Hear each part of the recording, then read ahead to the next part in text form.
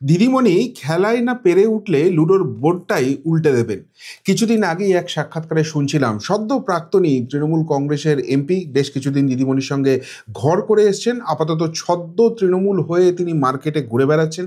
তো তিনি বিভিন্ন জায়গায় সাক্ষাৎকার দেন, সেখানেই একটা জায়গায় তিনি এই গুরুত্বপূর্ণ কথাটা বলেছেন। এবং আজকে সকাল থেকে যা যা কাণ্ড কারখানা হচ্ছে তাতে করে একটা কথাই বলা যেতে পারে যে দিদিমণি এবার ওই দাবার ছক, লুডোর ছক উল্টে দেওয়ার কাজটা শুরু করে দিয়েছেন। দেখুন, তার এটা ছাড়া কোনো রকম কোনো বিকল্প নেই, কেননা তিনি বুঝছেন তার খেলা শেষ হয়ে গেছে। বলেছিলেন সিএ হতে দেব না, সিএ হয়েছে। বলেছিলেন এখানে ওয়াক অফ হতে দেব না, ওয়াক অফ হয়েছে। বলেছিলেন এখানে এসআইআর হতে দেব না, এসআইআর হয়েছে। তিনি বলেছিলেন একটা নামও কাটতে দেব না, আপাতত 56 লাখ নাম কেটে বেরিয়ে গেছে। এবং যা ইঙ্গিত আসছে তাতে 1,60,00,000 থেকে 1,80,00,000 ভোটারের নাম বাদ যাবে, যেগুলো ডুপ্লিকেট মৃত হিসেবে থেকে গেছে। ফলে খেলা শেষ, তিনি বুঝতে পারছেন। আর তাই এবার হার হিম করার সন্ত্রাসের একটা পরিবেশ পশ্চিমবঙ্গে তৈরি করার চেষ্টা চলছে। এবং সেই জায়গাটা তিনি যে করবেন এটা এক্সপেক্টেড ছিল। কিন্তু যেটা প্রশ্ন উঠে যাচ্ছে যে এত কিছু হওয়ার পরও কেন্দ্র কি করছে? আর কবে নরেন্দ্র মোদী অমিত শাহের ঘুম ভাঙবে? এবং এটাকে যদি অ্যালাউ করা হয় তাহলে আলটিমেটলি কি 2026-এ বাংলায় বিজেপির হয়ে পতাকা ধরার লোকটাও পাবেন? ইতিমধ্যেই ক্ষোভে কিন্তু বিজেপির নিচুতলা থেকে শুরু করে একদম উপরতলা অবধি, খুব উপরতলা অবধি ক্ষোভে ফুঁসছেন। সেই ক্ষোভের হিসেব কি তারা রাখেন? যে আতঙ্কের পরিবেশ তৈরি হয়েছে, প্রাণে বাঁচবো কিনা যে সংশয়ের জায়গা তৈরি হয়েছে, সেটাকে নিরসন করার কথা কিছু তারা ভাবছেন? যদি না ভাবেন, সখাত সলিলে ডুবতে হবে, এই কথা কিন্তু বলে দেওয়া যায়। কেন বলছি এত কথা? বলছি তার কারণ আজ সকাল থেকে একটার পর একটা ঘটনা ঘটছে। এবং দেখুন কীরকম হাড় হিম করা সন্ত্রাসের পরিবেশ এখানে তৈরি করা হচ্ছে। প্রথমেই বিরোধী দলনেতা শুভেন্দু অধিকারী সকালে 10টা নাগাদ তিনি এই পোস্টটি করেন। সেখানে ভিডিও দেন, সেখানে ছবি দেন এবং কি বলছেন?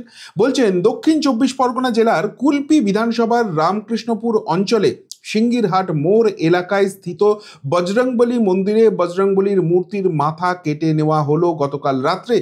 সেই সাথে মন্দিরের আরতির মাইক সেটটিও ভাঙচুর করা হয়েছে।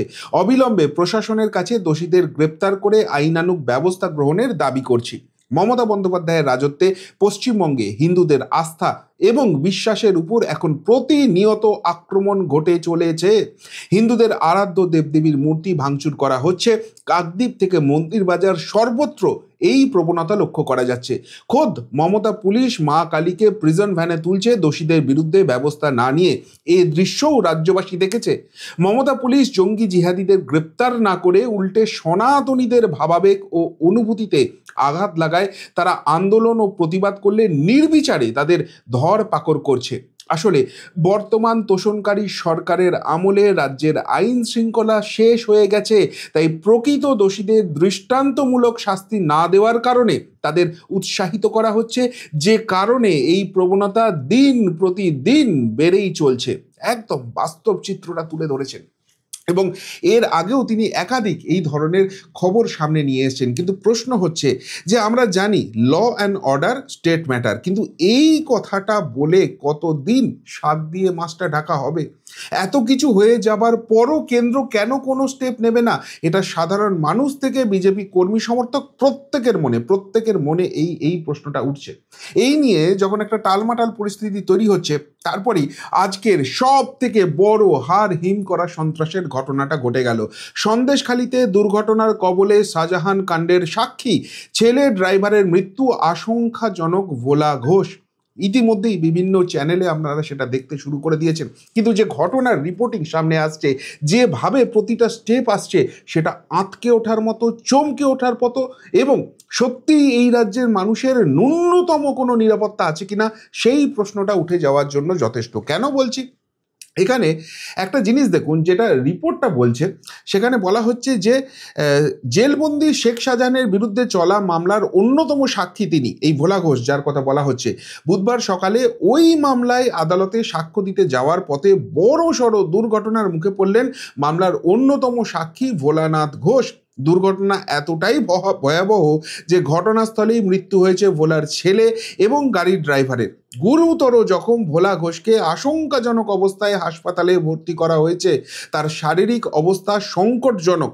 প্রত্যক্ষদর্শীরা জানিয়েছেন ছেলেকে সঙ্গে নিয়ে গাড়িতে করে আদালতে যাচ্ছিলেন ভোলানাথ। গাড়িটি চালাচ্ছিলেন চালক।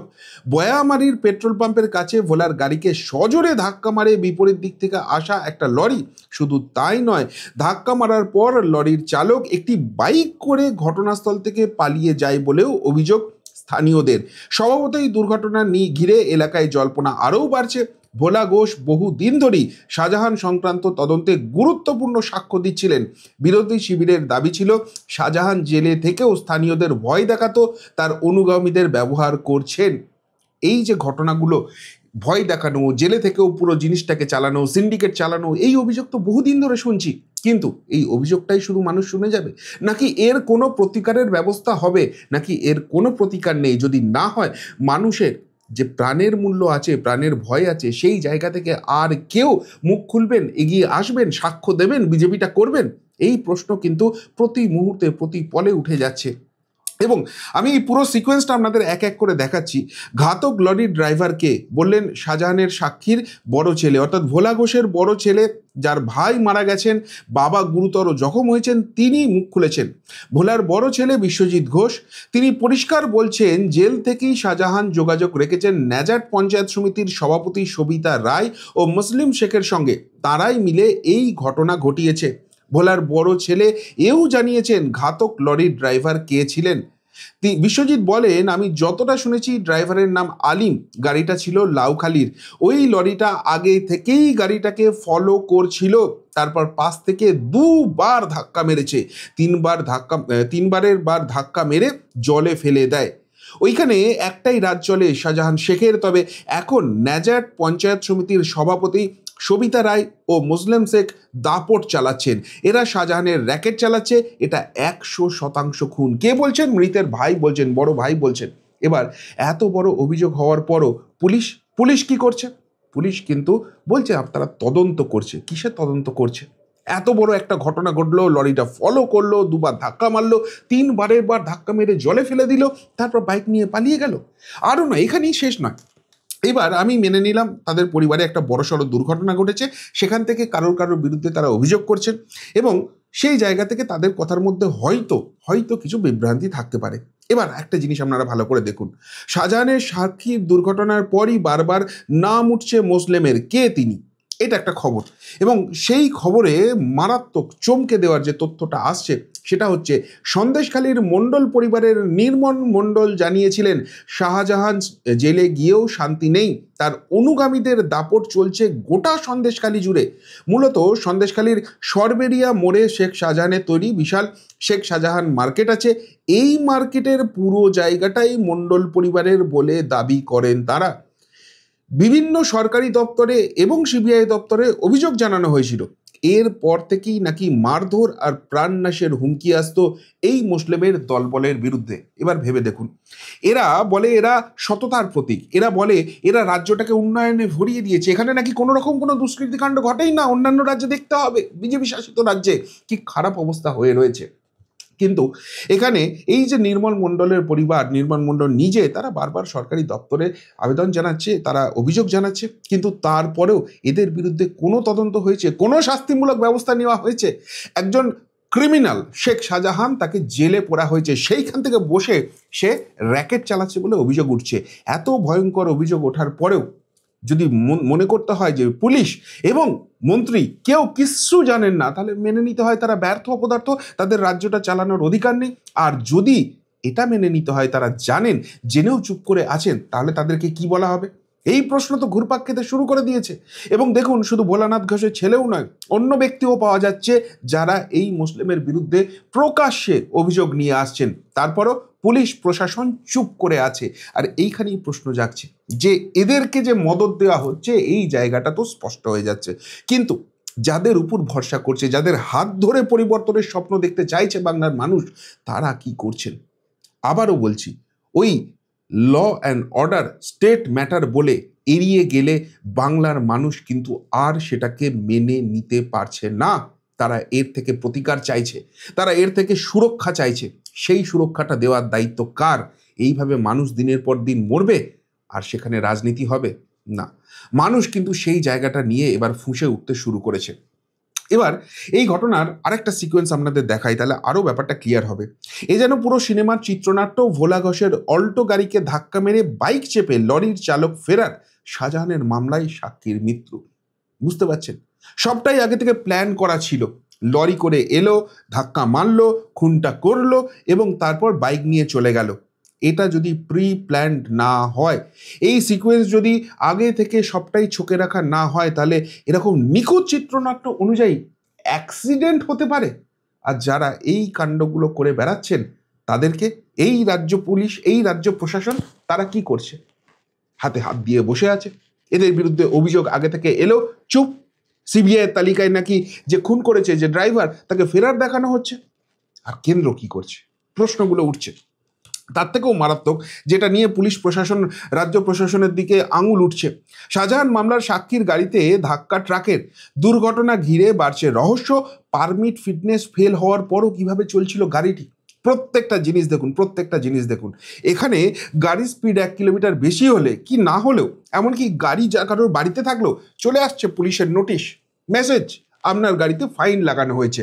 অথচ একটা সাক্ষী, একটা গুরুত্বপূর্ণ মামলার গুরুত্বপূর্ণ সাক্ষী, তাকে খুনের চেষ্টা করা হলো, তার ড্রাইভার, তার ছেলে মারা গেল, এবং যে গাড়ি করে মারা হলো সেই গাড়ির পারমিট ফিটনেস ফেল। পুলিশ কি করছে? ঘুমোচ্ছে? কোথায় গেল তাদের ডিউটি? নাকি সবটাই ছকে রাখা হয়েছে, সেই জন্য পুলিশ এগুলো দেখতে পায় না?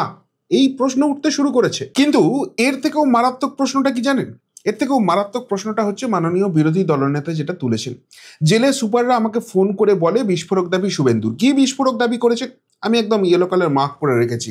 আজকের ঘটনার পরিপ্রেক্ষিতে তার বিবৃতি হচ্ছে, এটা শাহজাহান করিয়েছে, জেলে বসে করিয়েছে। ভাবুন, জেলে বসে একটা প্রি প্ল্যান মার্ডার ছকে ফেলছে এবং সেটাকে এক্সিকিউট করিয়ে ফেলছে। কি অবস্থা হয়ে রয়েছে এই রাজ্যের পুলিশের, কি অবস্থা হয়ে রয়েছে এই রাজ্যের জেলগুলোর।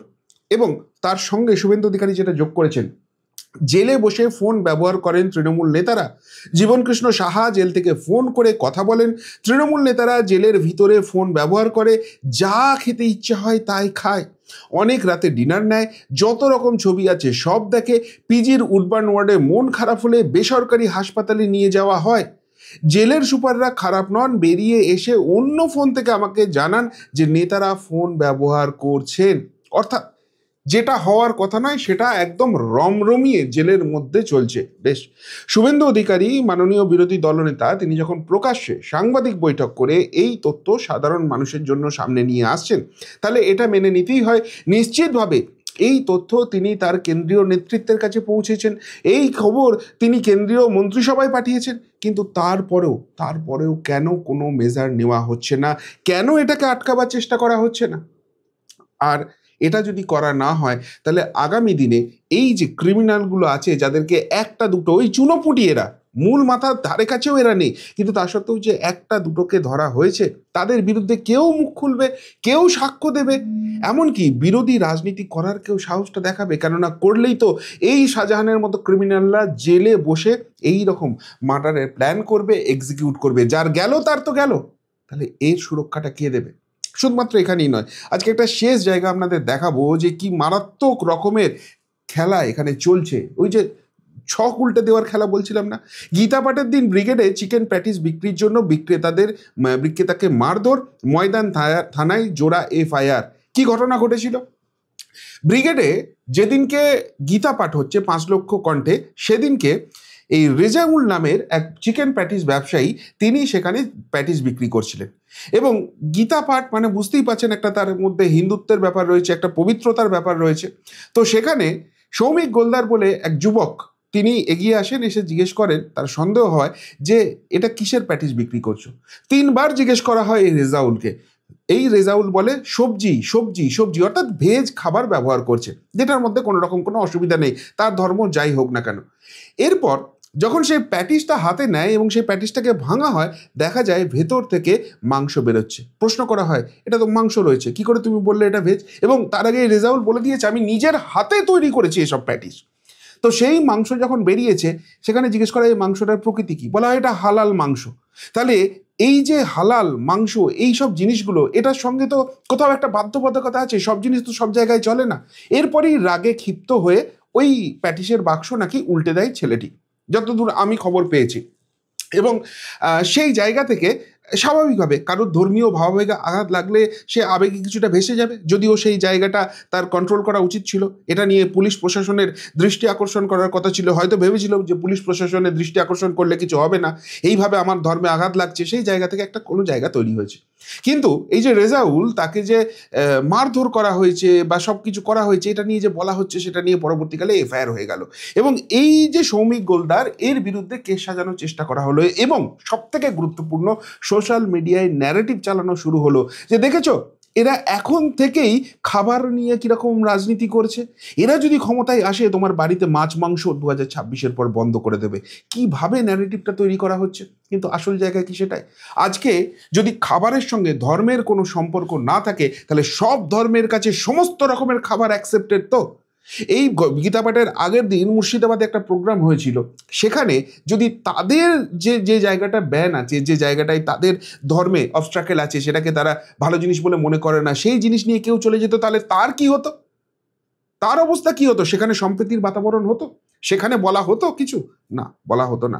কিন্তু গল্পটা যেটা হচ্ছে যে এই যে ন্যারেটিভগুলো সেট করা হচ্ছে, এই যে জায়গাগুলো তৈরি করা হচ্ছে, সবটাই ধ্বংসাত্মক জায়গায়। এবং সেখান থেকে আলটিমেটলি যেটা দাঁড়াচ্ছে, সেটা হচ্ছে মানুষের প্রাণ নিয়ে, বিরোধীদের প্রাণ নিয়ে, এই দুর্নীতির বিরুদ্ধে যারা লড়াই করছেন তাদের প্রাণ নিয়ে এবার সংশয় দেখা দিচ্ছে। এবং সেই জায়গাটা যে প্রোটেক্টেড হতে পারে, সেটা এই রাজ্য প্রশাসন, এই পুলিশ প্রশাসন দিতে পারে না, সেটা আজকে ভোলা ঘোষের ছেলের মৃত্যু থেকে প্রমাণিত হয়ে যাচ্ছে। এবং এটা শুধু একটা ঘটনা নেই, বারবার কিন্তু দেখা যাচ্ছে যারা এই ধরনের মুখ খোলার চেষ্টা করছে, তাদেরকে বাঁধার চেষ্টা করা হচ্ছে, তাদেরকে ফাঁসানোর চেষ্টা করা হচ্ছে। তাহলে এদেরকে সুরাহা কে দিতে পারে? এদেরকে সুরাহা একমাত্র দিতে পারে কেন্দ্র সরকার।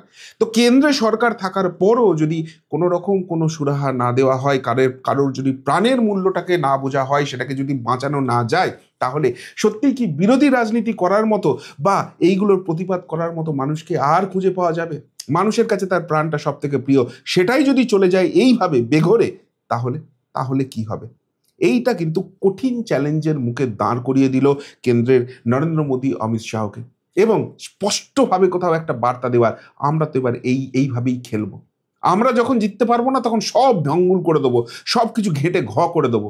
ক্ষমতা থাকলে আটকে দেখাও, চ্যালেঞ্জ দিয়ে দিয়েছেন। চ্যালেঞ্জটা কি অ্যাকসেপ্টেড হয়েছে? তার কি কোনো সুরাহা থাকবে? সেটা লাখ টাকার প্রশ্ন। কিন্তু মানুষ সবটাই দেখছে, যদি এর সুরাহা না পায়, তাহলে কিন্তু মানুষের ভাবনা চিন্তা এবার বদলাতে শুরু করবে। এবং ভোটের মরশুমের আগে সেই ভাবনা যদি বদলাতে শুরু করে, তাহলে কিন্তু বড় রকমের খেসারত দিতে হবে এই গেরুয়া শিবিরকে। কি বলবেন পুরো ব্যাপার নিয়ে? যদি কিছু বলার থাকে অবশ্যই কমেন্ট বক্সে কমেন্ট করে জানাবেন। এখনকার মতো এখানেই শেষ করলাম, ফেরত আসছি নতুন প্রতিবেদন নিয়ে খুব তাড়াতাড়ি। ভালো থাকবেন, সাথে থাকবেন, পাশে থাকবেন। নমস্কার।